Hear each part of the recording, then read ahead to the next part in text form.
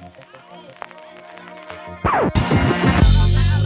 take you down, deep down to the front line.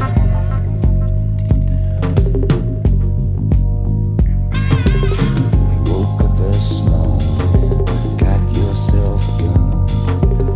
Your mama always said you'd be the chosen one. She said you're one in a million. You got to burn the shine. But you were born under a bad sign with a blue moon in your eye. And you woke up this morning, all that love had gone. Your papa never told you about right and wrong. But you looking good, baby. I believe that you're feeling fine. Shame about it, born under a bad sign with a blue moon in.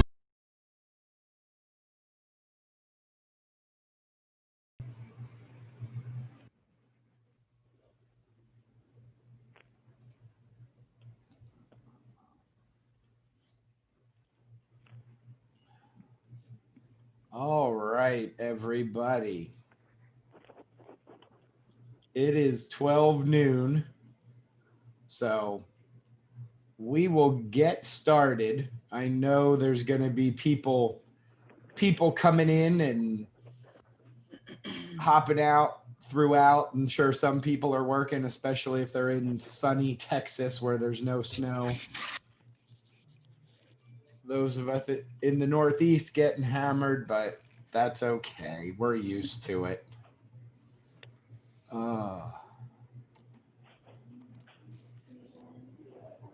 That's Texas right there, Yeah, outside. I don't see any snow. Yeah, we don't. What part of Texas are you in? Dallas. Okay. I was in Dallas January of 2019 and we got like an inch and a half of snow and it shut everything down. Well, should I leave the view here for you guys? I don't even want to show you mine. It's just white windows. It's terrible. But no snow in Chicago yet. That's a good thing. I'm sure you're going to get hammered, but Chicago is great. Every time I go to Chicago, you know, for midwinter or for whatever, gosh, a couple years ago, I think they were expecting 16 or 18 inches of snow overnight. So my flight got in Tuesday because I always leave an extra day before the meeting. Flight got in Tuesday. Wednesday night, they got 18 inches of snow. I woke up the next morning, looked out my hotel room and didn't see any. Went down and said to the concierge at the hotel, gee, I thought we were supposed to get snow. And he said, yeah, but we did. It's gone. They're so used to it in Chicago. The snow was gone before I even woke up. 18 inches disposed of. And they were dumping snow with a backhoe into, I guess, melters that were then running the water down into the sewers. It was amazing. But all right. Andre is here. Probably getting ready. But, well, I guess we should get started. See what, again, what questions everybody has. I want this to be just an informal kind of discussion. Questions you have, things that you're seeing, what's going on, and in the ever-changing landscape of dental insurance, which is great fun.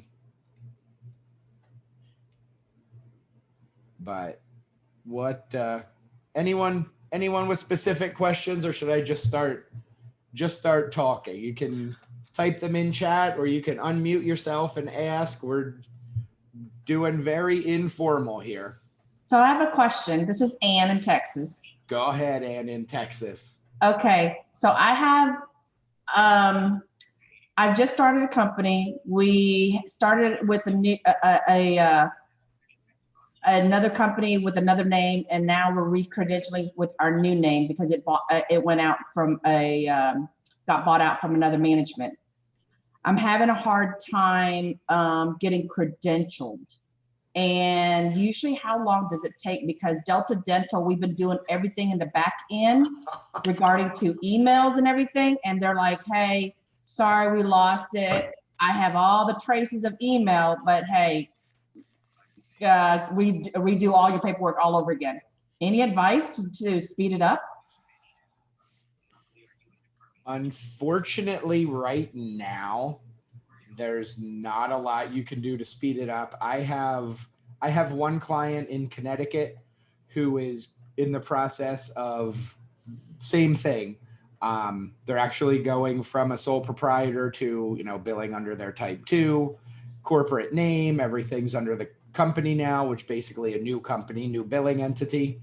And, they have 2 doctors now where they had one before, part of the reason for the switch. And the associate got credentialed in like 62 days. The owning doctor still hasn't been credentialed, and we're going on 7 months. So it's just really right now, I think a lot of the insurance companies have closed departments, limited departments. They're working on skeleton crews. They're working from home. There's no Hawthorne effect. There's nobody looking over their shoulder watching what they're doing because everybody's working from home. So it gets a little nuts. Stay on top of it. I'm a big believer in, the squeaky wheel gets the grease, and, track what you're doing, but really pushing it through right now is tough unless you can get the name of the person you need to talk to, get a hold of your rep. A lot of people don't realize you have a rep from that insurance company in your area. Every big insurance company has them all over the country, and they'll go to, when you go to your association meeting, you're in Texas, go to, the TDA meeting, go to the conventions every year, walk around the exhibit hall. The people who are working in the Delta booth, in the United Concordia booth, they're your local reps. You can reach out to them, and they'll oftentimes be able to get things pushed through a little quicker. I even know who my local reps are here in Pennsylvania, Southeast Pennsylvania. And if I have an issue getting a claim paid for a client who's in Texas or for a client who's in California, I call my local rep. And there's a lot of times they're able to help push that through. So find out who your local rep is, and give them a call. That's going to be it, other than calling and harassing them as much as you possibly can. I'll be pretty good at that. So I don't have any doubt any one of us can be good at harassing people when we need to be. Andre, how do you look in the mirror and see yourself on your shirt every day? It's a talent. That is so awesome. It's everywhere. It's on the phone. It's on everything. Oh, geez. You have the Pete's consistency of brand. Cars. Consistency of brand. That's it. See it. Yeah, I'm getting away from my face on the logo. I'm done. I'm leaving the company. Hey, Colonel Sanders been dead for how long? He's still on there. That's true. That's very true. He's still in the commercials. That's it. That's my goal. Good. Nothing wrong with that. So sorry, Ann. I'm sorry I couldn't be more help with that one, but unfortunately that's, they're pushing back. They're short-staffed by choice. Their people are working from home, and nobody's overseeing them. So how do we get the list of the reps and their contact information? Great question. I think the easiest way, and you're not going to want to hear this because there's no conventions this year, but the conventions have always been, I've called the insurance companies and asked for reps' names and been told, oh, sorry, your area doesn't have a rep. Mm-hmm. Yes, it does. Then I'll go to the Valley Forge Dental Association or dental conference, or I'll go to the PDA. And the rep will be there and be like, oh yeah, I'm your local rep. I'm right here. You can call and ask. Some of them will have directories on their website that I will say aren't always up to date, because they change. Reps change all the time. That's one of the things you got to remember is for them, it's a job just like any other job. And it drives me crazy when I see people posting in the group or wherever saying, oh, I talked to a rep and they told me that I should write it off, or I should do this, or, I don't have to write it off. What you have to realize is not only the territory reps for the insurance companies, but the reps you talk to on the phone. 6 months ago, those reps you're talking to on the phone about dental insurance worked for the gas company. And 6 months from now, they're going to work for the electric company, or they're going to work in a collection call center. It's jobs for them. It's, they don't know dentistry. They're reading from a script. The scripts aren't always right. And unfortunately, the insurance companies tell you right at the beginning of the call, nothing we say is a guarantee of benefit. It's a guarantee of payment. It's the pre-recorded message we hear every time. So, I've always said my whole life, I'd really love to be a meteorologist, because it's the only job you can be wrong 90% of the time and not lose your job. But answering the phone for one of the insurance companies is probably not a bad second, because you can be wrong 100% of the time and there is nothing anybody will do about it. There's no complaints. There's no, what are you going to do? I mean, we file complaints all the time. We request insurance company legal departments to review phone calls that were made, but it doesn't always work because they always have that disclaimer to fall back on. And that's the issue, is there's no liability. That could be changing very soon. I didn't plan on getting into this discussion today, but somebody who's in this meeting right now messaged me yesterday about the new information blocking legislation, and wasn't really ready to talk about it yet, but as of April 5th, oh, Dee Dee, stop. You're muted. As of April 5th of 2021, insurance companies and providers are going to be required to provide much more immediate access to records, to information, to verifications, to coverages, to a lot of stuff. And, it's going to be a big change. Again, talking about this yesterday, and, we've actually been watching this since last year, because the compliance date was supposed to be November of this year, but it got pushed due to COVID until next year. But this is going to be a game changer, because they're going to be required to provide that information. It's going to be required that insurance companies provide breakdowns of benefits and coverage details online to not only their patients or their subscribers, but also to providers as well. The other side of that coin is providers are going to be required to provide immediate online access to chart notes, records, lab reports, any testing results immediately, same day, online. So somebody comes into your dental office today at 1 o'clock this afternoon, Your doctor sees them, they do a chart note. That chart note is available tonight before midnight to that patient on an online platform. How that's going to work, I don't know. I don't think a lot of the softwares are pushing for it. The AMA is pushing back against it hard, but without sounding too much like a conspiracy theorist, think about everything that's happened this year and think about the push that dentists in general, as well as the ADA, have had to call dentists healthcare providers. And then the law specifically says all healthcare providers must provide this.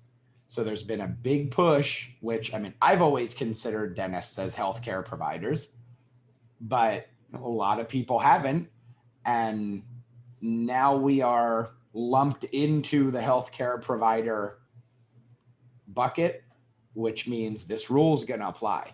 So again, how that's going to come about, how your practice management software is going to be able to comply with that, and this isn't like something that's not going to be enforced. They are, HHS, the Department of Health and Human Services, is looking at this hard. It's going to be another hugely enforceable thing, I think more so than HIPAA has been or even OSHA has been. This records release information is going to be huge. And actually, do you Andre, you're the EagleSoft guy. Have you heard anything about EagleSoft's plans, or how they're going to make those chart notes available online? Anything? No. Well, you have to remember Patterson's a publicly traded company, so nobody knows on the inside until the outside knows. So there's a press release at the same time everybody else in the company knows. So I wouldn't know unless you knew. Right. Well, you probably watch the press releases a little more than I do. I do, but yeah, and here's the thing, if anybody has used like Quest Diagnostics or anything like that, immediately you're going to get your test results. The minute they post it, you get it. So there's got to be some portal that has to happen like that, and that means every software company's got to comply. I don't know how it's going to happen, but I don't either, and I know I go to our local medical group, Tower Health. They own all the hospitals, and they own all the labs, and they own all the testing facilities, a vast majority of them in my area. And they have a web portal, and I go see a doctor, I go for a follow-up check, and literally that day I can read my chart note, I can see my ledger, I can see my statement, I can see everything that day. So, the technology is out there. It's just going to be one more thing. One more thing for us to do. But, getting back to the insurance part of it, what that's going to do is make our lives a little easier, because it's not just us that has to comply. It's the insurance companies as well. Remember, they're a covered entity, just like we are under HIPAA. That's why they don't need a records release in order to view information. That's why you don't need authorization to send an insurance company information, because they're a covered entity just like we are. But they're going to have to provide their information just as quickly. So they're going to have portals. And actually, we just at my office, we just renewed our health insurance plan, employee group plan for next year. And Capital Blue Cross, that's the company that is our carrier, actually sent all the employees a letter saying, hey, if you sign up for our portal and you access your information online and you sign up for this, they're giving, I think it's $250. I honestly didn't read the letter, but a bunch of people were talking about it. Signing up for the portal, submitting requested information online, and using their in-network telehealth doctors instead of going to, a primary care physician for something as simple as a cold or something like that. They'll pay you $250 if you sign up for all three of those things for the year. So they're moving towards putting everything online. Cheaper. What's that? Cheaper for them. It's cheaper for them, and if you think about it, it's cheaper for everybody. Mhm. I mean, there isn't a ton of medical insurance verification companies out there because everything is so simple. I mean, they're out there, but they're more I for like the that. smaller providers. Everything's so simple now. You enter it into a software. I mean, even my primary care physician, who's 75 years old, he's got a program that you enter information, patient, subscriber ID, group number, boom, boom, boom, you put it in, and in less than 10 seconds, there's a full breakdown of my entire medical plan in their software. And there's nothing like that for dental. I mean, there are companies that do electronic verifications, but you're not getting all the information, and you're at the mercy of what the insurance company allows to be shared. So if I'm looking for a least expensive alternative clause, or I'm looking for, is there a missing tooth clause? Blue Cross Blue Shield, Anthem does not have that on their website. They have the basic breakdown. So you're at the mercy of the information that they provide on the website. Mhm. And you're not going to get any more than that, whether you go to their website or you do an electronic verification, somebody that has an API connected to all the insurance companies. You're not going to get any more information than that. So, the one thing this information blocking rule is going to do is require that they provide all of the necessary information to process a claim and to get it paid online. So that'll be a big help. That'll be a huge help for offices. Already insurance companies are saying, well, what's necessary? Is knowing if a posterior composite downgrades to amalgam necessary to submit a claim? No. So, they're already pushing back on what information they're going to release, but that's just the way it is.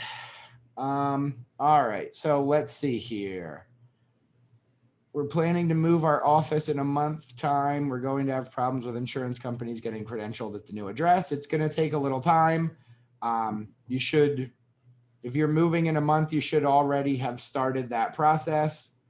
What will have to the claims for services performed at old location once we move to the new? You're probably going to have to be credentialed at both for a little while. And that's perfectly acceptable. There are many offices that have multiple locations, and that's not a problem at all. There's a facility ID that you can change. There's the treating provider. If you're going to maintain the same NPI, the same everything, really at that point it's just a W-9 update, letting them know there's a change of address. You shouldn't have to really re-credential unless you're making a substantial move or moving out of your existing zip code, because as we know, everything with dental insurance companies is done by zip code. Fee schedules are by zip code. Reimbursements are by fee schedule. So that's going to be your biggest issue, is if you're moving out of your zip code, then everything is going to be new. You may have to renegotiate your fee schedules. That whole process is going to happen. Let's see. Anne asked, can we ask insurance companies? There is Go ahead. a follow-up on that. So we are moving out of the old location and moving to the new location, which is like one block away, but it's a different zip code. Yeah, you're probably gonna have to re-credential with the vast majority of them. Okay. But then how do we keep the credentialing for the old location valid because we are moving out of it. It is. Are you going to be using the same tax ID, the same NPI number? I'm assuming you are. You're just Yes. changing addresses. Yes. Call each one, let them know, listen, we're going to be moving as of this date. And tell them there may be some overlap. So you can have multiple facilities under one billing NPI. That's not a problem. You'll just have to make sure when you're submitting the claims, even though the NPI is assigned to one office, there is a place for a facility ID, and you can put which facility that NPI is working out of. Just let them know that, and let them know there's going to be, or there may be, some overlap. And then, I don't know if there will or not for you. We're probably going to close at one location one day and open on Monday at the next one. Is that right? Yes. Yeah. So there probably won't be a lot of overlap there, but, give them that date and tell them this is the date. But, there's going to be claims submitted under that previous address because that's where you did it. But really, this should be as simple as just an address change. Although be prepared for your fee schedules to change. Okay. Okay. Thank you. Because it is a new zip code. And yes, Ann, you can ask insurance companies not to pay you virtual credit card. I opt out of all VCCs always. I'm already giving them a discount if I'm an in-network provider. And when you're doing those virtual credit card payments, you're paying a higher merchant services fee because it's a keyed in transaction rather than a swiped or a chip transaction. So you're already paying a higher percentage to process those keyed in on top of giving them a discount. Call them, opt out.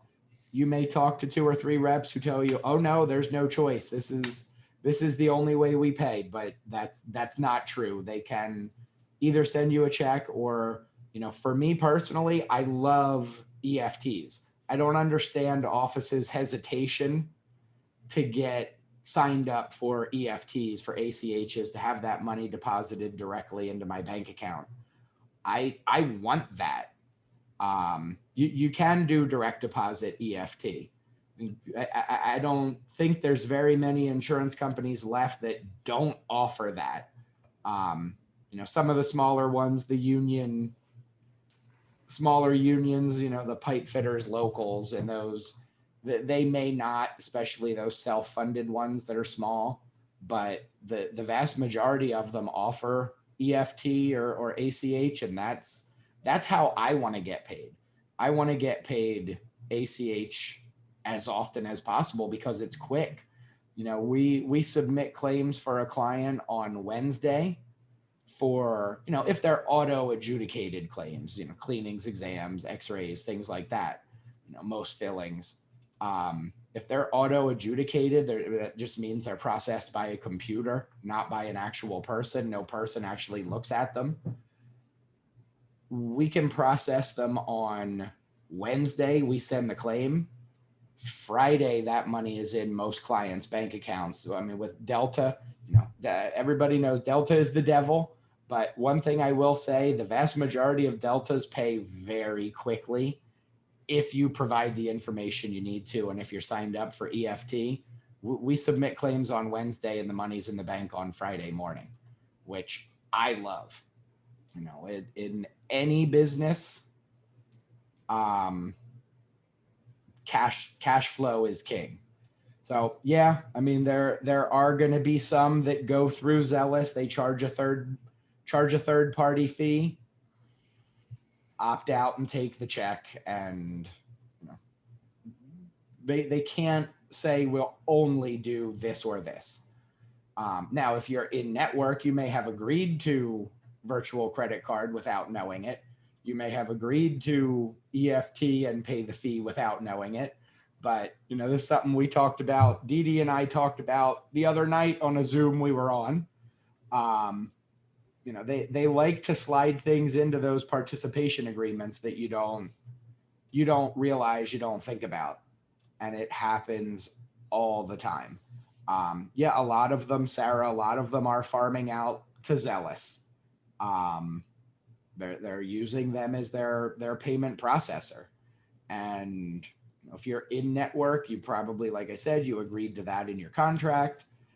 Opt out and get the check if you don't want to pay the fee. For me personally, and that fee that Zealous charges is different by region, by area. Some areas it's a little more, some areas it's a little less. But for me, honestly, if I could get every single insurance company that I'm signed up for ACH or for direct deposit with to send through Zealous, I'll pay that fee, because that gives me one place to go to pull my ERAs. It gives me one place to go to look for all the EOBs for all of those payments. And it makes things super, super easy. Right now we're paying somebody how much time does it take to go to the Delta website, the United Concordia website, the MetLife website, the Aetna website, to look for those ERAs, to look for those EOBs for the payments you received. I'd much rather go to one place and click and download them all and either print them out or, dual screen PDFs as I'm entering the payments, and I'm done and good to go. Then I have them as a PDF. I don't have to scan them. I don't have to scan them as a PDF, and Andre's going to wince, but to put them into Smart Docs, I don't have to, scan them to put them into the Doc Center in Dentrix or Images or anywhere, or in the EOB spot in Open Dental, because I already have them as a PDF. So it's saving me time on the search, time scanning, time entering, time saving. For me, that fee is minimal, and I'll actually pay the fee for our clients. I'll pay the Zealous fee because it saves my team enough time that it's worth it every month to pay Zealous to have one spot to go to get all of those ERAs. If you only have one insurance company that you're signed up with through Zealous, it stinks. It probably isn't worth it at that point. But if you have 2 or 3 or 4 or 5, it's absolutely worth it, because it saves you from going site to site to site to site to site, searching for ERAs every day. And then, if you don't have access to the checking account, you're relying on the doctor to tell you every morning, hey, here's what was deposited into the account. And then, it's your job to make sure it balances. And why did MetLife deposit $148, but I have an EOB for $157? What's the difference? That's all stuff that takes time. And, for dental offices, the most important thing, the thing we have the least of, is time. Because really all of your time should be dedicated to the patients. But when you're dealing with insurance, when you're entering payments, and when you're trying to verify and send the claims and call on outstanding, time is not your friend. And that time should be spent dealing with the patients. So anything I can do to buy myself an extra 15 minutes a day, an extra half hour a day, I'm gonna do. More information about that one site, it's Zealous, Z-E, I think it's 1L, ZELIS. So they actually process payments for a lot of insurance companies. I'll pull it up, but I don't want to post it here because then I'll lose my screen, but I'll get it posted, and I'll post it in the Facebook group. This is good. This recording is going to be posted, so I will make sure that the link is on the replay posting as well. But coordination of benefits.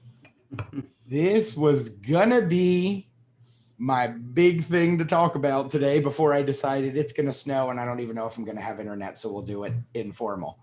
I would almost had to do this from my phone and didn't want to have to do coordination of benefits that way. So coordination of benefits is probably the number one thing I get questions about every single day. So, there's a couple different ways it works. Either plans coordinate or they do not. So there's non-coordination of benefits, and then there's coordination of benefits. If the two plans don't coordinate, if they don't work together, basically they both pay you as if they're the primary. So, first thing, here's what I'll say. Do not take any write-off until after you've gotten both payments, or all three if they have a tertiary. Don't do any write-offs until you have them all. Bill out at your full fee schedule. Don't take a write-off, because that's just going to mess you up. Save the EOBs, upload them, have them off to the side, whatever it may be, however you need to organize it so you don't lose them. Hopefully you still always have them. So you can always go back to them. But let me just do that. There we go. So hop or bill out at your full fee. Always bill out at your full fee and post your full fee to the ledger when you're dealing with primary, secondary. If somebody just has one insurance, I always link fee schedules, coverage books, coverage tables, whatever it may be, whatever they call it in your software. I always do that. But Dee Dee, will you do me a favor? Somebody's banging on my front door. Will you talk a little bit about coordination of benefits? Let me just see who that is, because they're actually banging. Sure. I don't mind. So agree with what Rick was saying. For two insurances, or sometimes 3 or 4, you always want to use your full office fees. It kind of keeps the confusion down.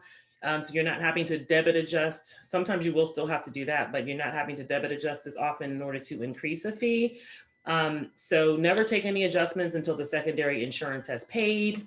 As he mentioned, all insurance companies don't coordinate like you would think. There's a big misconception. I think it kind of has changed over the years too. It used to be that, the primary paid and the secondary picked up the rest, or majority of the rest, but that's just not really the case anymore, necessarily 100% of the time. We are finding that some secondaries will not coordinate at all. Some of them have what's called a non-duplication clause. A lot of deltas have this, where they will not pay if what they were going to pay has already been paid, which is basically they're not going to pay anything in most situations. So it's just getting to be that more and more of them they're not paying as they used to. So you really have to be careful. You have to look line by line as well, because it might be that they coordinate, within the one group of claims, the one group of procedures, it might be weird the way they coordinate the benefit there as well. So, but ultimately, in terms of how the adjustment should be made, the patient is never responsible for anything more than what the lower copay is represented between the 2 or 3 or 4 insurance companies. So you have to make sure you're kind of sticking to that. You can never hold them accountable for anything more than the lowest of the 2 or 3 plans. And so again, you have to wait till they're all paid to kind of see what that is. Dee Dee? Yeah. Which once both or all 3, all the insurance is paid, which one do you choose if there is any write-offs? That is just so not an easy question to answer. I mean, there's so many different scenarios. It depends on what they ended up paying in the first place. Sometimes you look up and between the 2 insurances, may have paid more than what you have in your ledger if you've not used full fee, or even if you have used full fee. So it just really depends. I hate to say it, that's like a kind of a cave answer, and I'm not really answering the question, but it just really depends. Ultimately, again, the patient shouldn't be held to anything more than the lower of the copays, right? But you might find that between the two plans, they've paid more than what the patients should be responsible for according to the EOB. They may have paid up to the full fee, right? So then it might say on the EOB, patient portion $20, but literally the two plans have covered the office's full fee in full. So there's a lot of discretion and judgment that has to be used when trying to decide these write-offs. So what tools Unfortunately. do you use to figure it out? Do you have like a form where you actually look at the fee, what the primary allowed, what the primary paid, what the secondary allowed if you're a network with both? Is there a good tool that you use? Because I find that's the most difficult part of teaching It is. insurance. It how to is. figure it all out. So the problem with using a tool, I actually have like 4 or 5 different calculators, Excel sheets that, you plug stuff in. I don't use a tool myself personally. I've been doing this for a long time and I just kind of know. But I will tell you, it's not always just cut and dry. There's so many different caveats, and sometimes those calculators to me don't take all of those scenarios into account, right? The calculators don't give you the benefit of, but what if this or that? Online calculators are very absolute, and they don't give leeway for scenarios that may be kind of out of the ordinary. So that makes me nervous, right? So you just basically go line at a time and you add what the primary paid, what the secondary paid, and if it, and then you write off what the difference is between that and your fee. If they were both like 100%, like for exam and cleaning, where it's 100% coverage. Right, except for maybe there's a deductible involved. Right. Like there's so many different, I Yeah. said, I don't like to give an absolute answer Yeah. to that because Okay. there's still some things that could be in play. For instance, fluoride might be in the mix, right? One insurance might say this is the fluoride fee and one might say this is the other, but then the one paid most of the cleaning, the other didn't pick up the rest. I mean, there's so many things that could happen on any given claim, even preventative. Okay. So then it depends on what state you're in. It also depends on what fees were entered into the ledger. Yeah. Right. I'm finding that my clients are not doing a good job at entering the full fee into the ledger Yeah, no, for we dual do that. coverage. Mhm. They, primaries, I don't know, Aetna, secondaries, MetLife, the Aetna fees are loaded, right? But then they end up paying more than the Aetna fees combined. So now we have to debit adjust to account for that overpayment, So again, so many scenarios. Okay. It's definitely a complicated topic. I see why we're constantly answering questions on Facebook about primary, secondary. I do. I see why it's confusing. And again, it's gotten worse over the years. It used to be pretty straightforward. Same with ortho. Ortho used to be cut and dry. They paid you the $2,000 in one piece, all in the beginning. It was done and over with right away.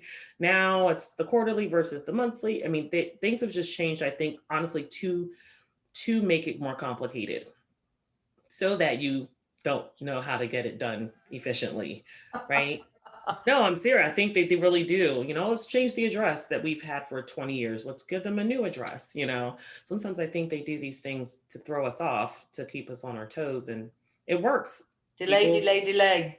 Yeah, delay. People don't get it done. So, Rick, while you were gone, I just gave a very non-answer answer, admittedly.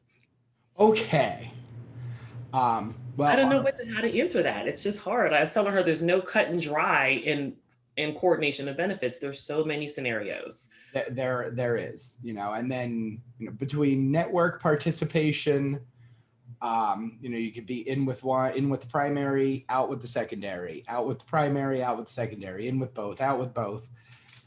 And even within that, each one will pay differently based on your network status. So, really, HMO in there. Let's put medication there. I think we figured it out one day. And if both were PPOs, you rule out state plans, you rule out HMOs and all of those, just both straight PPOs. We figured out one day, and I think there were 256 possible templates to follow for coordination of benefits. call. The biggest thing I can tell you is call, ask them, how's it going to happen? Because the other issue is you're going to have reps who say, oh, well, we're the secondary, but we pay as if we're the primary. That's wrong. Then you get back to, no, you really don't, because I've gotten payments before this way. Oh, well, what do I do if you overpaid? Well, just keep the money or give it, we consider, I've heard we consider it a bonus. I've heard we consider it the patient's money, give it back to the patient. You can hear all kinds of things. None of them are right. None of them are the right way to do things. I mean, a patient can't profit from coming to your office. So unless they have a supplemental plan, which is a whole different thing, that's not a PPO now, that's a supplemental plan, like an AFLAC plan that pays a flat dollar amount or a flat percentage or, flat fee, whatever it may be. That's different. If they have AFLAC as their secondary and Aetna as their primary, then, that's a supplemental plan, which any overpayment can go to the patient. But if they have a state plan as their secondary, then, you writing them a check would be a violation of a number of federal laws. So you can't do that either. You can't pay somebody to come to your office. You can't, anybody that accepts federally funded plans or state funded plans in any state can't pay a patient. You can't even give a patient a gift card for a referral, because that's a huge violation. So, there's a ton of scenarios. There is no cut and dry, this is the way to do it. It literally, you could have two patients, one right after the other, one with primary, one with secondary, and it's going to be two different scenarios. But my best advice would be, don't do any adjustment until after all the insurances have paid. Look at the EOB, find out, are they coordinating? Are they not coordinating? Because a lot of people don't realize this. Even if you are in network with both insurances, let's say I charge $200 for a pro fee.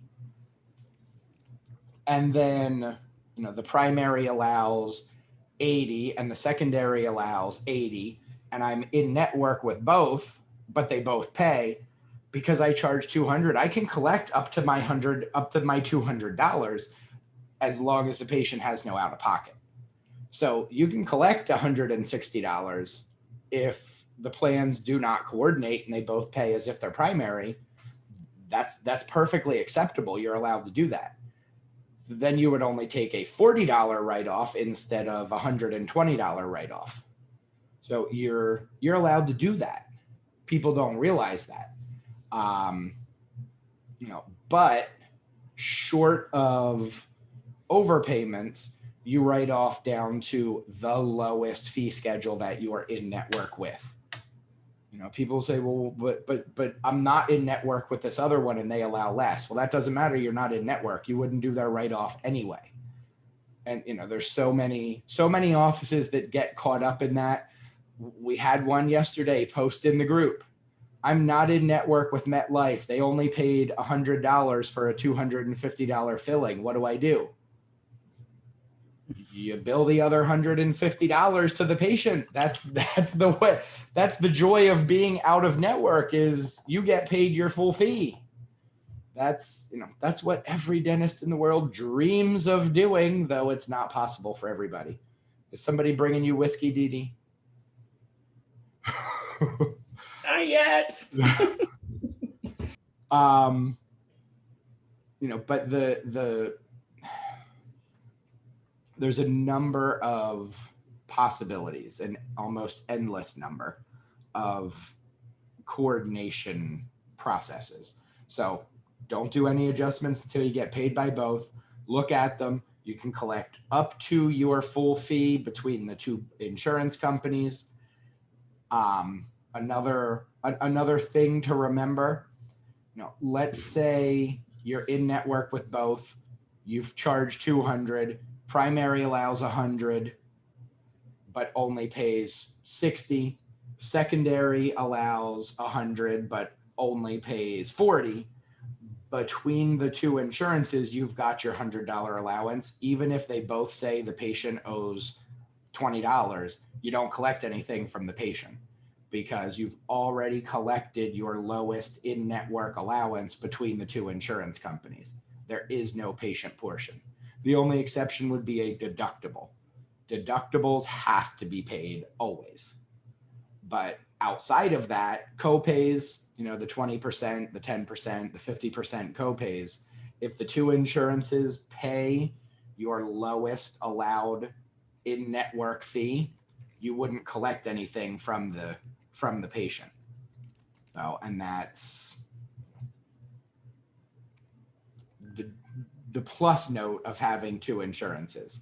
You know, used to be, I mean, listen, I remember 20 years ago when, you know, a patient had a secondary and we were like, woohoo, you know what, this patient never has to pay a penny out of pocket. Even if they have 50% coverage, 50-50 primary, secondary, it's going to get paid. It doesn't work like that anymore. There are secondary plans that don't kick in, that they coordinate benefits. They don't kick in until the primary is exhausted, is out of annual max. There are secondaries that will not cover something, even if it's a covered service under the policy, if the primary didn't cover it. If it's non-covered for the primary, but is covered for the secondary is going to say, well, it's not covered by the primary, we're not covering it either, even though it's a covered service. And they're allowed to do that. That's perfectly acceptable. So, or, for instance, if you couldn't get something paid and they denied it for necessity reasons, a crown or scaling, something that they just decided the patient didn't need it because of the documentation submitted, secondary sometimes will also deny just because the first one denied. Right. Yeah. Fun times. Yep. Yeah, that's the fun part of it. You know, there is no, unfortunately, there is no, this is the way it is 100% of the time. Because there's just so many different scenarios. So don't do any adjustments until you get paid by both. Right off to the total amount paid between the two insurance companies, or your lowest in-network fee schedule, whichever is more, whichever one's higher, because you can collect more money over your lowest allowed from the two insurances if the patient doesn't have an out-of-pocket. Rick, Yes. I did ask Dee Dee this question. After you get paid on both, you said write off. Which one do we use insurance to write off? The lowest. The last one or the lowest, or I don't know. Yep, whichever one is the lowest. Whichever one is the lowest fee schedule, that's your write-off. Now, if you're talking about, you know, in EagleSoft or in Dentrix, do I make it an Aetna write-off or a Delta write-off? That you would have to decide in your office. I will typically do it to whichever one is lowest. So when I'm entering a payment in EagleSoft, if it's, you know, Aetna is the lowest fee schedule, that's the one I'll write off and use the adjustment type as. So if you're looking for adjustment type, that's something internally you would decide. Some people say we'll just always do it as the primary. Some people say they'll always do it as the secondary. Some people, I personally do it as to whichever one is lower, because that's really the one I'm writing off to. I'm writing off to the lowest one. So, you know, if Aetna allows 80 and MetLife allows 60 and I'm doing a $50 write-off, I'm going to do it as I forget which one I said was the secondary, the lower one. MetLife, I'm going to do it to to that as the adjustment type. But as far as which fee to use, the lower of the two. Unless the The two. combination of the two payments is higher than the lower of the two. Right. Then you'll write off to whatever the total of the two payments together is. Right. So if MetLife allows 100, Delta allows 80, the two of them together pay you 120, you're only going to write down to 120. Right. Not going to write down to 100 or down to 80. You're just going to go to 120 because the two together paid you 120. If you did $100 write-off or, down to 100, then you're going to have a $20 credit on the patient's account and they're going to go, woohoo, I want my $20 credit. And I want to avoid credits as much as possible because a lot of people don't realize this. Every single state has an unclaimed property division in the Department of Treasury. And depending on your state, you have anywhere from 6 to 24 months to report credit balances to the state and give the state the money. In Pennsylvania, it's 12 months. So if you have a patient with a credit on their account and that credit stays on their account for more than 12 months, if it's a $22 credit, 12 months from the date of the credit, you file annually, you have to send that $22 to the state. You don't get to keep it. You actually have to write a check to the unclaimed property division of the state for credit balances and then zero it out as a non-credit balance. So it goes to zero. So, a fun game that I like to play with new clients is I'll pull a credit balance AR report, which every software has a way to do it, pull an AR report, filter balances from negative 99999 to negative 0.01. That'll show me all my credit balances. And that total dollar amount at the bottom, in the vast majority of states, a year from now, you need to send a check for that dollar amount to the State Department of Treasury. So I know 2016, Ohio went on a big rampage and started auditing dental offices for credit balances and uncashed checks, because both actually have to be turned over to the unclaimed property division. And that's just what you do. Is people think, oh, this patient has a $400 credit, we'll leave it sit on there. She comes once every 3 years for an emergency, we'll just leave it sit on there for the next crown she needs. No, you're not, because you got to send that money to the state unless you've contacted her and she says every year, keep it. But if you send Nobody's going to say that. if you send a letter to a patient saying you have $100 credit with me, what do you want me to do with it? The vast majority of them are going to say, send me a check. That's what I want you to do with it. And then you do that. So I want to avoid credit balances at all possible costs. So I won't do that big write-off. That's how we got on that. But I won't do that big write-off. I'll write down just to the combination of the two payments together or the lowest fee schedule, whichever one is higher. So does that make sense for everybody? Mhm. All right, let's see here. How do we get the most accurate treatment plan when you're out of network with an insurance but don't have time to submit a pre-D? You're doing a huge favor for the patient by estimating when you're out of network, by estimating what their insurance is going to pay. To get an accurate treatment plan, I typically will tell people when you're out of network, if the insurance company is one that will send you the checks and the EOBs, if they allow assignment of benefits, start building a fee schedule. So okay, we're out of network with Aetna, but they allow $575 for a 2740. That's what we're going to use to estimate. So you start building a fee schedule. And then, I'll put in there what the allowance is. I'll use a coverage book, or I'll use use that fee schedule with 0% coverage, or, however you do it when you're entering the plan, so that it will calculate that way. But you can submit a pre-D. You can, if you don't have time, and I will tell you from the beginning, I hate predeterminations. I honestly don't think I've submitted one in 3 or 4 years outside of TRICARE, outside of the ones that absolutely require it. The active duty military plans, they absolutely will require it. I hate predeterminations because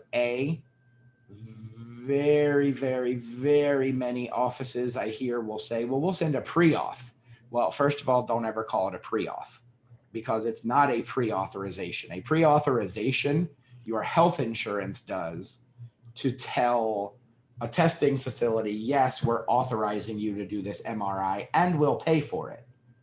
They don't do that in dentistry. They do predeterminations, which is without looking at the x-rays, without reading your narrative, without looking at the perio chart, the contract says, if you submit a 2740, we'll pay this. Okay, great. Then you do it, then you submit it, then their claim reviewer looks at it and goes, well, this tooth is periodontally involved. We're not paying for this. And you go, but I have a predetermination. Well, that just tells you what we would pay if you met all of our requirements. This tooth is periodontally involved. It doesn't meet our requirement. We're not paying anything. But you said you would on your pre-D. Well, we said it's not a guarantee. We said the contract says we would pay it, but you didn't follow the rules. The tooth is 5s and 6s. If perio charting is a 6 on a tooth and you're going to do a crown on it, there's a very good chance it's going to get denied, because a claim reviewer is going to look at that and go, this tooth is periodontally involved. The long-term prognosis is not good. We're not paying for it. So even with a pre-D in your hand, you still don't get paid. So I personally hate pre-Ds. The only time I would do one is when Amelia had asked, how do I find out what they'll pay? That would be it. And please, please, please do not do what I have seen offices do, which is pick a patient and submit the top 10 codes that they want to know a reimbursement rate on, because I've seen it happen probably 50 times. And the patient calls the insurance company saying, I don't need all that. What are they doing all that for? Why are they charging me for that? Because they get a predetermination. They get a copy of it. And then they freak out because I don't need a crown. I don't need a bridge. I don't need a denture. I don't need a this. Why are they doing that? And it creates a whole different set of problems. So, please, please, please don't do that. There's so many rules surrounding things, so many things people don't know. One thing I get the joy of having a conversation with a client tomorrow is billing Delta Dental for a crown done on the doctor's mother, which I hope all of you still here and listening know. Delta Dental's contract says you will not bill for any treatment done on immediate family members, including parents, spouses, aunts, uncles, nephews, nieces, cousins, siblings, and all step and in-law versions of same. So if you're a doctor and you do a crown on your mother-in-law who has Delta, you can't submit the claim if you are in network. You did it for free. Delta won't pay. And if they do pay and they find out that's your mother, or they find out you waived your mother's 50% copay, you are now guilty of overbilling. And by submitting the claim, you have violated your contract. And every penny they have paid you since the day you violated your contract, you owe them back. So please don't do that. And people will say, well, then what's the point of my mother having dental insurance? If you're a dentist, there isn't. You are her dental insurance. Fix her tooth. That's the way it works. But you can't even submit the claim. You can't submit the claim for a father-in-law, a mother-in-law, a spouse, a parent, children, your dependents, et cetera, et cetera. You know, my most recent wife is a dentist, and our son had a toothache, and she called in amoxicillin for him, and the pharmacist refused to fill it because he had the same last name. Same last name as the doctor, the pharmacist refused to fill it because you can't even call in a prescription for a relative. Not supposed to be in Pennsylvania. Some states allow it, some don't. So just, you know, please be careful. A lot of people don't know those rules, and just watch. But I get to, it is for Delta in all states. It's part of their national contract, and it's not just Delta. The vast majority of insurance companies have that clause. The Just gonna say vast that. majority. Not just Delta.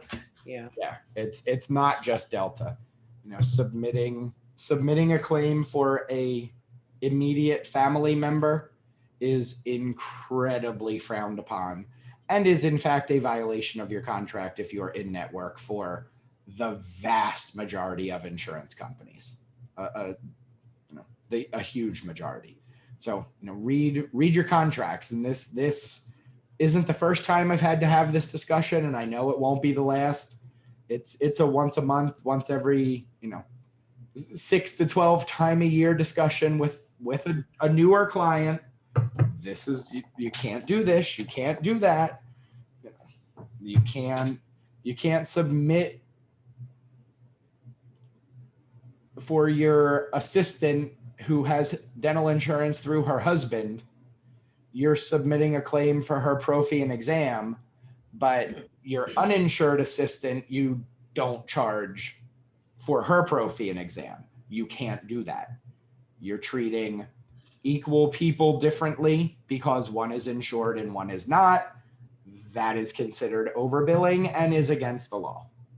So, you just have to be very careful. A lot of people don't know the rules, and you have to pay attention to the rules. So, if you don't have time to submit a pre-D, you can ask the insurance company, this is what we charge. Is it within your allowable fee? Sometimes they'll tell you, haha, that's cute, we're not telling you anything, goodbye. Sometimes they won't even talk to you. So just depends on the insurance company. All right, so next one, I had a patient come in last December. Insurance stated they were not primary. In June, I sent patient to collections. Just last week, insurance decided to pay. Should I call collection agency and see what I need to do? Never had this happen. Yes, you should call the collection agency. Take it back. You're going to have to probably pay them their percentage on it, because even though they didn't collect it, you still, depending on the collection agency and your contract with them, I know the vast majority of them, the vast majority of insurance companies, collection agencies, once you've sent it to them, they get paid whether you collect it or they do. So you're probably going to have to pay them their percentage, but call them, let them know it's been paid by the insurance company, and see what they can do. I would have a conversation with your account manager, have a conversation with the person you deal with at the collection agency, tell them what happened, see if maybe they'll waive the fee this one time, whatever it may be. But, call the collection agency, let them know what happened. Try and avoid paying the fee, but chances are you're going to have to pay it. Brittany, is that for Delta Dental in all states? We already talked about that. It's for all well, not all, but the majority of insurance companies in all states, yes. Delta, it is in every state specifically, but you know, it's also MetLife and Aetna and United Concordia, and all of them have that clause. Does this apply to employees as well? Here's the deal, and this is really what the most important thing comes down to. You can't treat people differently because they have insurance. So if you have one employee who does not have insurance and you have one employee who does, if you're not charging the uninsured employee, you can't charge the insured employee. And by charging the insured employee, I mean the employee or their insurance. You know, insurance is all about equality. It's all about treating everybody the same until it comes to giving them their write-off on the fee schedule. But short of that, it's all about treating everyone the same. So if, again, you have two employees, one in, one out, then if you charge one, you charge the other. If you don't charge the one with no insurance, you can't charge the one with insurance. And yes, this is in or out of network because this isn't about network participation. This is about how you charge employees. And whether you're in or out of network, you can be guilty of overbilling, which means charging an insured patient more than you're charging a cash patient, which isn't a contractual obligation. It's a criminal. It's a criminal one. Because if you are overbilling, you are charging insured patients more than you are charging cash patients. And that is a crime. It's a form of insurance fraud, whether you are in or out of network. You can't do it. So treat everybody the same. The way I do employees is I give each employee a set dollar amount. That becomes their primary insurance. So if I have, I give every employee $1,000 a year in dental care for free. That's their primary. So the first $1,000, no employee pays anything. After that, they all pay. Now, the insured employees only pay whatever their portion is. The insurance pays the rest. But that first $1,000, I'm still going to submit the claim, but I'm going to submit the claim at a $0 price to the insurance company because I'm not charging the employee anything. I'm charging their account. Does that make sense? Oh, I mean, it's not going to make sense because it's ridiculous, but it's the way it is. You can't charge insured and uninsured patients differently.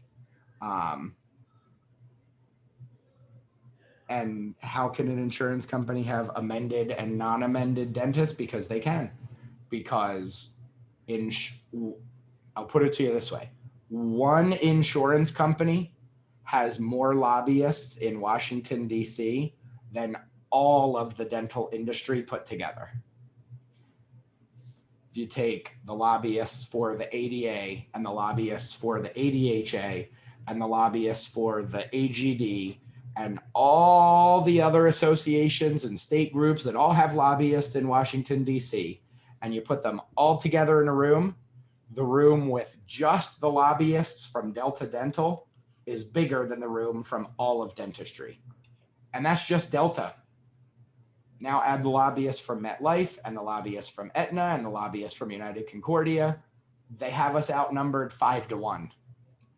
And we wonder why the rules are made in Washington, D.C. and on a state level to benefit them. That's why. That's why.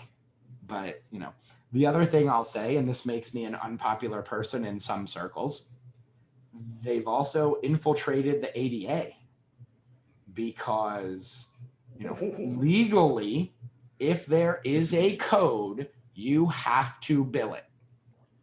And if you're in network, you have to submit it to the insurance company, whether it's a covered service or not. Does everybody know about the codes they added a couple years ago for patients who no-show or late cancel for their appointments? There's a CDT code for a no-show patient. You know, if that's patients insured and you're in network, you have to submit that code to the insurance company. They'll often deny it and not pay anything on it, but it still has to be submitted. And would you like to know why it has to be submitted? One little part of the Affordable Care Act says if a patient fails to maintain preventative care, the insurance company is under no obligation to pay for any other treatment that they receive. So if you're a female and you go 9 years without going for a mammogram, and all of a sudden you get breast cancer, your health insurance company does not have to pay for your treatment. If you no-show for 1 or 2 cleaning appointments and you go a year or 2 without getting a cleaning and then you need a filling, your dental insurance company does not have to pay for that filling because you failed to maintain preventative care. And they have evidence because you've submitted the patient no-showed for these 2 appointments claim, because you have to submit them when you're in network. And that's why those codes got added by the ADA to the CDT codes. How often does that happen where it gets the filling would be denied because of missed appointments? I've only seen it maybe 5 times in the past 3 years, but you know, I can also tell you I've probably only seen it 5 times because the vast majority of dental offices in the country are not submitting those codes to the insurance companies like they're required to do when they're in network. If It you're out doesn't of- even have to come from that though, Rick. It could come from, I've had them to request a full patient record on a procedure. Yeah. Because they want to show neglect on the patient's side, that the patient did not keep up their visits, even without the submission of the missed or canceled code. Right. Yep. So they basically said, well, this is your fault. You haven't been in X amount of years. We're not paying for this. Yeah. And That's rare, but I've had it happen. Yeah. Yeah. I mean, you know, over 800 clients, maybe 5 times in the past 3 years, but you know, it happens. And you know, here's the way I look at things, especially now. These things are only going to get worse. You know, we were talking about this the other night on the Zoom. Dee Dee and I were on the other night. And worse every day. Every year it gets worse. It's going to get worse now because insurance companies are losing money. And somebody said, how the heck are the insurance companies losing money? They went 3-4 months without having to pay out. Well, most of the dental insurance companies are tied to health insurance companies. Health insurance is having extreme payouts because of COVID, because of testing, because of this, because of that. Extreme payouts right now for the health insurance side of it. The other side of it is, think about, because of the shutdowns, because of the layoffs, how many companies have closed? How many small businesses have gone out of business? You know, Delta doesn't make their profit because Delta Dental of Arkansas manages the Walmart group. They make their profit on the little guys. They would rather have 500 10-member clients than have Walmart. I mean, they'd rather have both, but they make their money on the little guys. You know, they're not making any profit on Walmart because Walmart had the power to negotiate the monthly premiums per employee so far down that it's they're hoping the utilization rate is ridiculously low. That's the only way they can actually profit. But the little guys pay a higher premium. The little guys make more money and usually have a lower utilization rate. So number of covered employees per company using the benefit of the plan. So they want the little guys. That's where their profit comes from. And the little guys are going out of business. The restaurants are closing. I don't know about you guys, but last week, the week before, our governor in Pennsylvania shut down restaurants again. Done. Totally done until January 4th. So no going out to dinner around Christmas, no sitting down to eat while you're out Christmas shopping, no going out for New Year's Eve, no nothing. All liquor sales are suspended in the state through January 4th, except if you go to a state-run liquor store. And there's no eat-in restaurants. There's nowhere you can sit down to eat. More restaurants are closing every day. They're going out of business. Insurance companies are losing their little groups. The little stores that have 10 or 12 employees, gone. They're gone. So insurance companies are losing money. They're going to look for every possible way to save 10 cents. And the number one way they're going to do that is by denying as many claims as possible. It's only going to get worse. Believe me, it's only going to get worse. Every year, retracting money and audits. Yeah, and that's the other thing now. We're seeing a ton of is retroactive cancellations. I had one client yesterday get 11, I have them right here. Hopefully that was quick enough. Nobody paused the video. That was 11 send us our money back because this policy has been retroactively terminated notices. And, I just saw a post asking this question yesterday in one of the dental groups, not mine, but another one. And the day before in another one, not mine, not the other one. You know which one I'm talking about, Dee.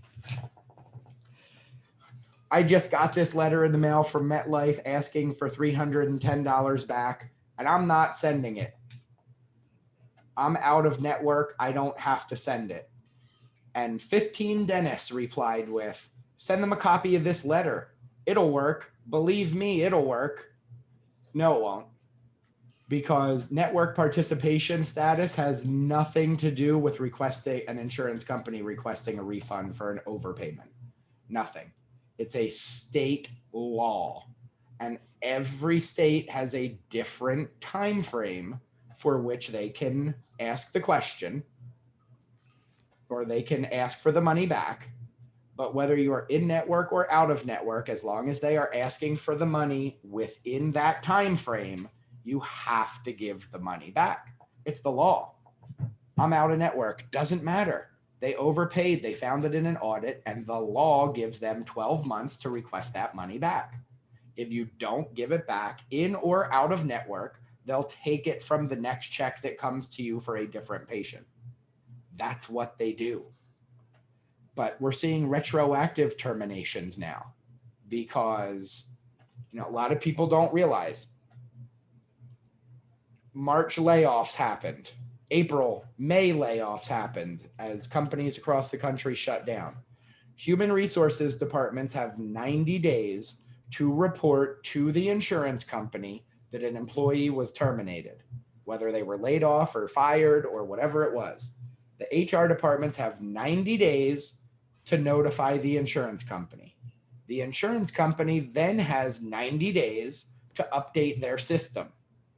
So somebody who got laid off in April, technically, the insurance company could have shown them as active in their system up until October 31st.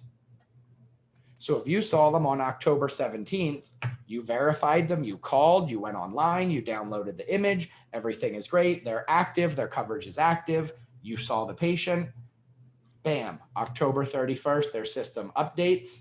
That October 17th payment shouldn't have been made because on October 31st, their coverage canceled as of April 1. So everything paid between April 1 and today, that insurance company is owed that money back. You have to give it back. You don't have a choice. They'll just take it. In most states, every state law is a little different. You know, there is a form, there's a guide out on my website. If you just go to practicemechanic.com/resources, there's it's called Give It Back. That's the file. And it lists state by state what the rules are for takebacks, for insurance companies requesting refunds back from overpayments or from retroactively terminated policies. But every state has a rule, and the problem is the states that don't have a rule, that doesn't mean you don't have to give the money back. That means there's no time limit for the insurance company to request the money back.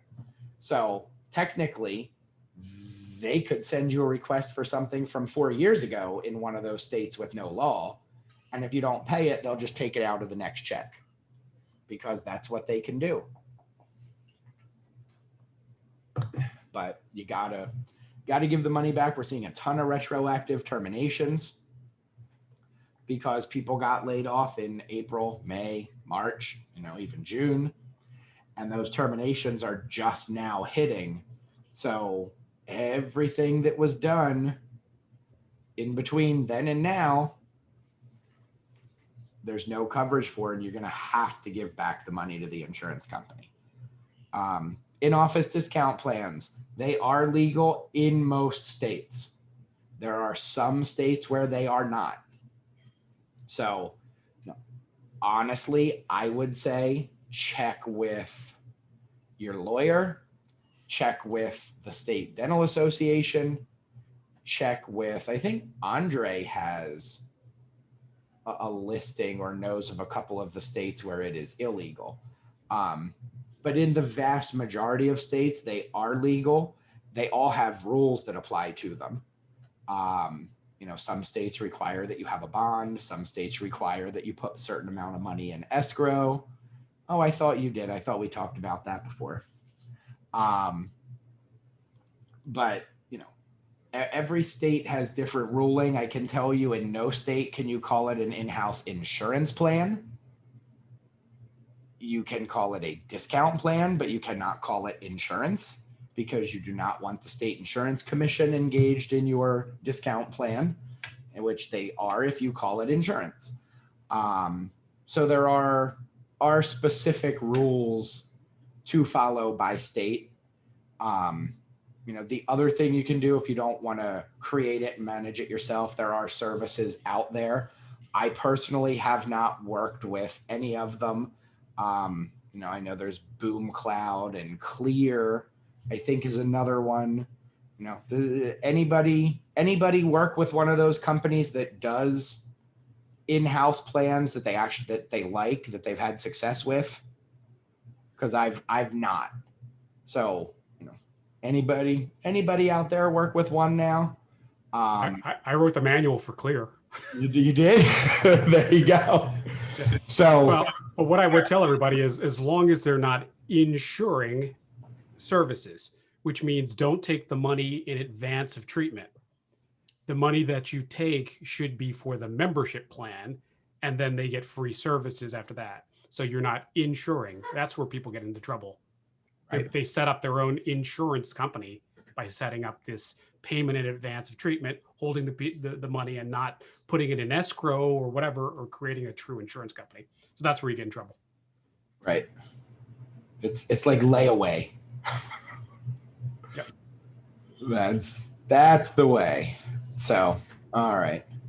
Any more questions? Anything about retroactive terminations or requests for overpayments? Because they're great fun. Where were we? Discount plans. If and when insurance denies due to neglect, can you bill the patient when in network? Typically, yes. Typically, it becomes the patient's responsibility. And then it will be non-covered. But it won't. Again, you have to watch. This is another thing we'll talk about real quick today.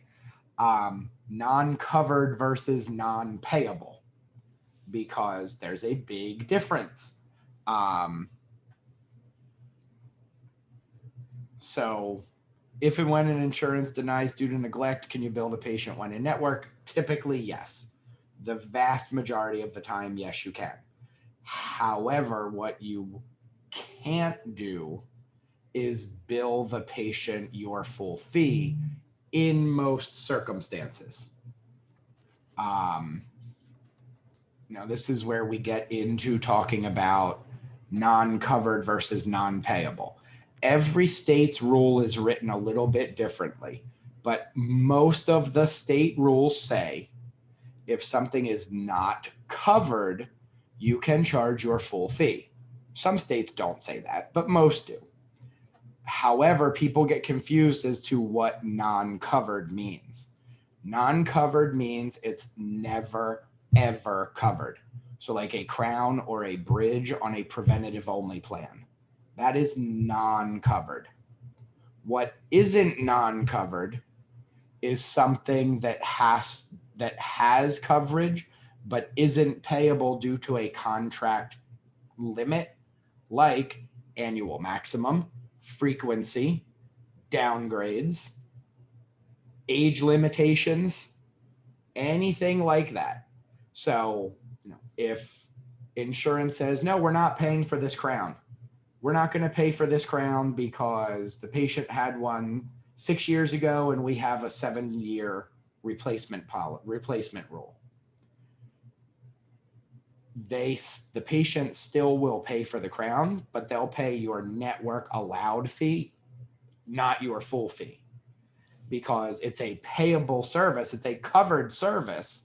It's just not payable because of a frequency limitation every 7 years.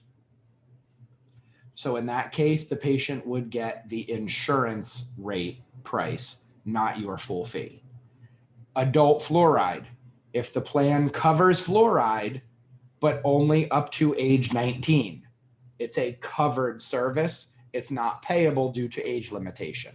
The patient gets your network allowed fee for fluoride for 1206 or 1208, whichever you do. Downgrades. If posterior composites are downgraded to amalgams, the patient still will pay the difference between the amalgam fee, what insurance pays, and the allowed in-network fee for composites. So does that make sense to everybody? The non-covered versus non-payable. Non-covered, I always tell people, think of the never ever rule. If it's never ever covered, no matter what, then it's non-covered. If it's covered, but there's an annual maximum, there's a frequency limitation, there's an age limitation, that is not non-covered. It's just not payable. The patient in most states still gets the allowed fee. So next question. If a patient has insurance, but an in-house discount plan is more beneficial, can the patient sign something saying they don't want insurance billed? Is this legal? If you are in network with the insurance, you are required by your contract to submit claims for everything done on that patient. We talked about that. There is one thing that overrules your contract, and that is a HIPAA restriction request. Now, there's another insurance expert out there telling people, just have the patient sign a do not bill to insurance form and you're good to go. False. It doesn't work that way. It has to be a HIPAA restriction request. That is it. That is the only thing that supersedes your contract. And it comes with some caveats. Number one, in order for it to be valid, the patient must pay your full fee. Because if you're not submitting it to insurance, the patient can't enjoy any discount that could be construed as being a network allowance discount. So they must pay your full fee. You can't give them a discount, even if they have your discount plan, because it could be construed as a network discount, and they're not subject to or allowed to receive the network discount if the claim's not being submitted to insurance. Number two, once a patient signs that HIPAA restriction request, you can never, ever, for 50 years after the date of death of the patient, that's how long a HIPAA restriction applies, 50 years after the day the patient dies.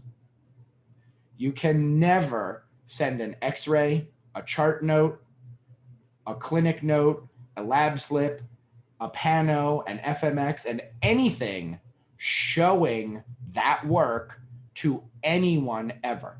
So if the patient wants to send their X-rays to a different provider 10 years from now, but they did a HIPAA restriction request on a crown on number 9, you can't send any X-ray or chart note that shows the crown on number 9. It's restricted. The patient restricted your ability to release that information to anyone ever for 50 years after they die. If they restrict your ability to submit for that crown on number 9 today, and 8 years from now they need a crown on number 8, no X-ray that you send to any insurance company can show the crown on number 9, because you have been restricted from releasing any information about tooth number 9 and the crown that is on it under HIPAA law. And if you do release it, you have experienced a HIPAA breach and are subject to fines and sanctions from the Office of Civil Rights. So never ever can you send, once a patient signs that, never ever can you send an FMX, a Pano, a chart note showing that that work is there, a copy of the tooth chart showing a crown on number 9 to anyone ever. If you get subpoenaed, you can't release that information. It is protected under federal privacy law. If the patient dies and their wife comes in and wants a copy of their chart, you can't release anything that has to do with that crown on number 9 to anyone ever. Never, ever. And when I say forever, I'm exaggerating a little bit. It's 50 years from the day the patient dies. That's why 50 years after the JFK autopsy was such a big thing, and the autopsy results became public, because it was 50 years from the date of death. Why it was such a big thing and why those autopsy results became public information on that day. Because that's the law. 50 years from the date of the patient's death. And yes, Brittany, if they have to pay full fees, the discount plan wouldn't be used. Typically, in most states, you cannot have a discount plan and an insurance policy. They don't allow coordination of the two. So have to watch that. But, you know, that's a big thing. Like I said, there's another guru who's telling people just sign a do not bill form and you'll be fine. It's not a do not bill form. It's a HIPAA restriction. And it comes with a lot of caveats. A lot. The big one being never, ever can you release any information again. So you do a crown on number 9, the patient restricts it under a HIPAA restriction. 5 years from now, they need perio, and the insurance company says, send us an FMX. You send everything except the X-rays showing tooth number 9. And when they say that's not a complete FMX, we can't pay for the perio. I can't release the complete FMX. Sorry. It's HIPAA restricted. How do you mark the treatment on the chart to note the restriction? You can't note the restriction on the chart because then you couldn't send the chart to anybody.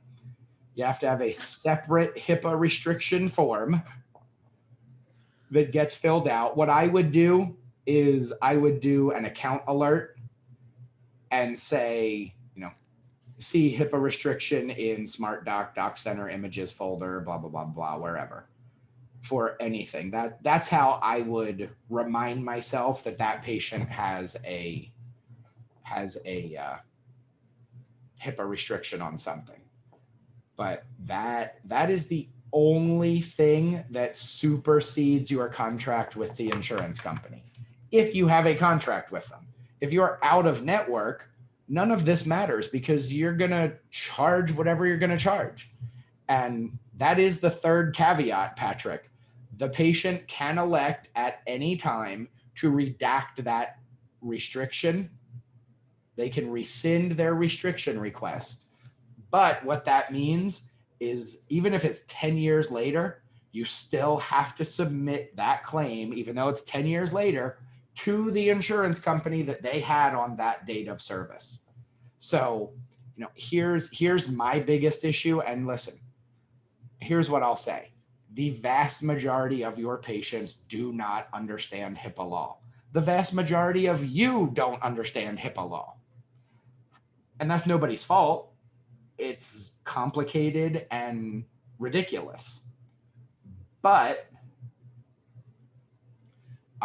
so real quick, before I go back to that, Brittany said if we're out of network, can they use the discount plan? They can, but then you submit the discounted fee on the claim form. The discount plan is always their primary. So if they get a 25% discount on all restorative care, Brittany, and you charge $1,000 for a crown, you're only submitting $750 on the claim form to the insurance company because your discount plan is the primary if you're out of network. So 50% coverage, you can't submit the $1,000, get paid $500, and then give the patient a $250 discount and only collect $250 from the patient. It doesn't work that way. The insurance company and the patient share discounts equally. So you discount it first down to $750. $750 gets submitted on the claim form and you're good to go. And then insurance will pay half and the patient will pay the other half. That's just the way it works. But anyway, back to the HIPAA restriction request. Yes, they can delete it. They can rescind their restriction. You then have to submit it, even if it's 10 years later, back to the insurance company they had at that point. And here's my problem with it. Again, most patients don't know the rules, but it only takes one to know the rules to mess you up. I say, listen, Mr. Patient, your insurance company only allows, you have Cigna, and they only allow $1,400 for this procedure. But my lab bill is more than that. It's an all-on-4 implant denture case. My lab bill is more than the $1,400 your insurance company allows for that procedure. Sign this HIPAA restriction request. We'll get it done, but you have to pay my full fee. Okay, great. No problem. I'll do it. You do it. You do the work. You pay the lab their $2,000. You do all the work. You do the denture. You make 17 adjustments because we all know that's what's going to happen anyway. And then 3 months later, the patient says in writing, oh, by the way, I'm rescinding my restriction request. Now you have to submit the claim to insurance, and any amount the patient has paid over the allowable fee, you have to refund them. So you lose on that service if the patient knows to rescind the HIPAA restriction. And you're going to lose. So again, the vast majority of people don't know they can do that. But it only takes one patient who knows they can do that to really mess up your day. Then you lose. Then you lose money on that case. And then you question yourself on why should I ever do it again? And then you have the patient who goes, hey, guess what I just found out? If you do this, you'll save money or you'll pay this. And then you get that double extra good work for free by signing the request and then rescinding it after the work is all done. And they post it on Facebook and now all their friends are doing it. And it's a big ridiculous mess. And yeah, stuff like that actually happens. I've seen people use the accounting of disclosures as a way to get out of paying their bill. You know, people, and this is turning into a HIPAA discussion as well as insurance, which is fine. It's informal, but you know, hopefully everybody knows under HIPAA law, you're required to provide an accounting of disclosures to a patient upon request, which is a list, a log of every date, time, and reason why anybody accessed their information or it was disclosed to anyone outside of your office. So anytime you open their chart, anytime somebody looks at their ledger in your office, anytime you send a copy of their chart to a specialist, you submit a claim to an insurance company, an accounting of disclosures is a log of who, what, where, and why that information was accessed. If a patient calls you and requests that accounting of disclosures, if your PMS is electronic, if you do everything electronic charting, you have 24 hours to provide that. Failure to do so, they can call the Office of Civil Rights, they can file a complaint, and bam, you get audited by HIPAA, by the Office of Civil Rights within a week. I've seen Facebook posts from friends, non-dental involved friends, who have said, hey, did you know if you owe your doctor money, call and request an accounting of disclosures. They won't know what it is. They won't send it to you. And then you can say to them, you failed to provide this. Here's the HIPAA law that says you have to. So either waive my balance or I'll call and file a complaint with the Office of Civil Rights. And I've seen that Facebook post once a year for the past 3 or 4 years make its way around my non-dental related circle of friends. Because it's a way to get out of paying any money you owe a doctor. And if somebody called you and said, listen, you violated HIPAA, they post a link to the law and you look at it and go, holy crap, yeah, we did. Well, I want you to waive my $125. Is your dentist going to say, no, I still want the money? Or are they going to say, listen, waive the money, give them the $125, write it off, do whatever you got to do. I don't want to deal with an OCR audit. And it's people who know the rules using the rules for evil instead of good. You know, I don't agree with it. I see it. And I always post when I see a friend post that thing, you know, don't do this. This is terrible, blah, blah, blah. But nobody listens. And, you know, everybody knows every doctor in the world is super rich and that money doesn't mean anything to them. That's what people think. So that's the way it works. Oh, any more questions? Man, we're at an hour and 45 minutes. Whew. But I unfortunately do have a conference call at 2:00 I have to hop on. So if there's no more questions, we'll call this one. Next time it snows, we'll do this again. We'll probably do another one in a couple weeks after the holidays anyway, just informal. And between now and then, I will be posting some stuff in the group, some other videos. You know, I'm working on a 30-minute, not live, pre-recorded coordination of benefits presentation, but I can't figure out how to fit 256 different variables into 30 minutes. So I'm trying, but we'll get there. The recording of this will be posted in the group. If anybody wants to go back and, you know, ask anything, I'll make sure I put links to the documents we talked about. The HIPAA restriction request is on our resources page on our website. The time frame state by state for how long an insurance company has to request a refund is on there. And I'll have to go back through the chat, but there was something else I was going to post a link to as well. But I'll make sure that's all posted. I'm just looking for it here. VCCs. Oh, the link to Zealous. I'll make sure that's posted in the group as well, and then we'll be good to go. But, you know, thank you everybody again. We'll do this again after the holidays. Hopefully it doesn't snow here and I can do one without a snow day. But if not and it snows again, we'll do this again the next snow day between now and then. But thank you again. You know, feel free to post any questions we didn't get to in the group. And other than that, have a wonderful day. Those of you in the Northeast, enjoy the snow. Go build a snowman now, but make sure they're 6 feet apart, and we'll be good to go. So have a great day.